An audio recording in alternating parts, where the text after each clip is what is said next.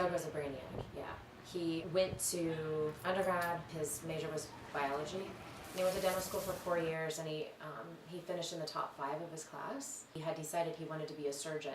I think that his medical background and his knowledge was really good for him, but it was also maybe a little too much information for him as he went through his diagnosis, and he understood.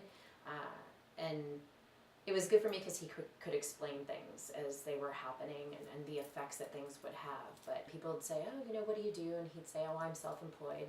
But my wife, and he would just divert, he never really ever told anybody that he was a doctor, and never, if people called him doc or doctor, he just, call me Doug, is exactly what he would say. That's right, victory lap.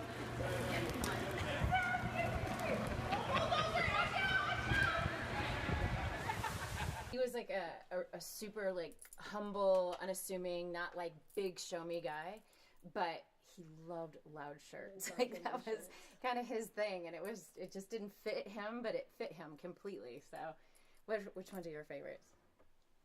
I like this one. He wore that one a lot. Like this one. My memory of him in this one is in Mexico. What's yours? Mine's in Hawaii. Yeah. It was a strictly vacation shirt. This one, it reminds me of New Orleans, which was one of our favorite places. He wore this one a lot. And he just wore them with cargo shorts. It wasn't like, then this is my favorite short sleeve shirt one. This reminds me of our last trip to Cabo that he and I took, for sure. Yeah. When somebody's diagnosed, it's not just that person that gets diagnosed, it's the whole family that gets diagnosed, and we took that, we were always a close family, but I think it brought us even closer because of everything we had to go through. He, was diagnosed, and they told him he had 3 years if he was lucky, and that was not going to be okay. Spoiled brat kid. Hey, have your people call my people. Okay. Bye, Noonie. I did close down a lot, and there wasn't a lot of opening back up. So just to have, my mom and Jade and everybody in my family just be so supportive and know that, people will step up even when, the most important person in my life is gone. People will fill those spaces. So. It was important for me to be there with him. He was never alone. He never said, will you be there? Can you be there? And I just was. And I'd bring him snacks and, things like that. But it was hard to see him going through it, but he never complained, ever.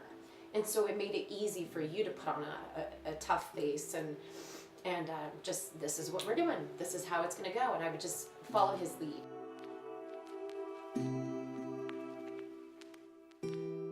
I started Cartwheels for Colon Cancer, and I did an Instagram, and I just started posting my pictures up there with like a little tidbit about creating colon cancer awareness. And I had people sending me messages through Facebook.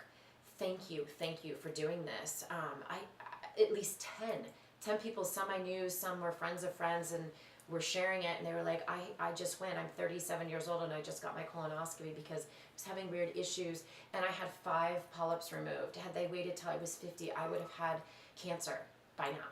Go tell your doctor, and if your doctor isn't listening to you, find another doctor, because something isn't right. Just because you're 30, or because you're 40, or because you're 45, doesn't mean that something's not wrong.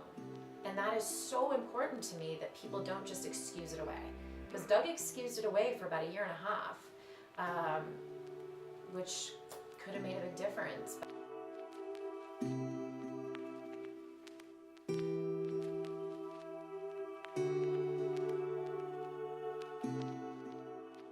So when we were in Hawaii, I knew we were going to spread his ashes, so I kind of wanted to just have something that I would always have with me to remember. So I made a video for him, and my mom and I were looking through the videos, and I noticed in one of them where we were spreading his ashes in the water, his ashes sort of came together in the shape of a turtle.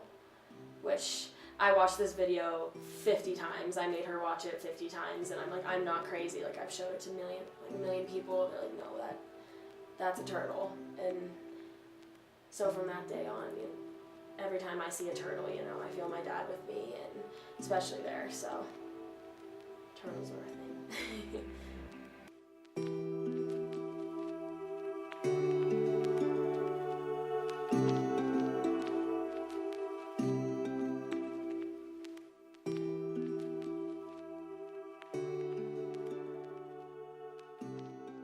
I mean, the only time I really get super emotional is when I think about the future and, you know, being so young and thinking about all the things that he's going to miss. You know, I graduate in a year, and that one's really fresh right now, so that's probably the biggest for me. But Yeah, but you know, I hope, and I know